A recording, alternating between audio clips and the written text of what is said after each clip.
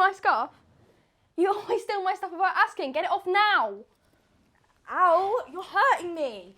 Get off, that hurts. What's going on? Chloe, you're hurting her. You're such a bully. Get off her and go to your room. But Dad, she's always taking my stuff without asking. I don't care. You're supposed to look after your little sister.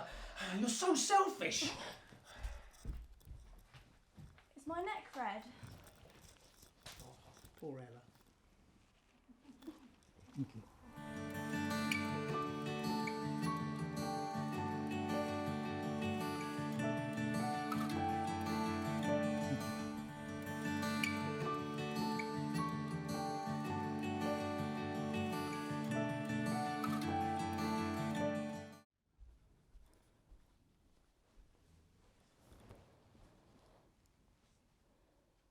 That's my scarf.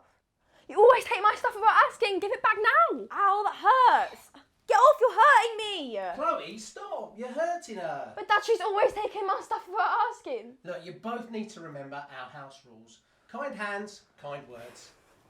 Is my neck red? I don't know what happened here, but you two need to remember to be kind to each other. I trust you. You two can work this one out.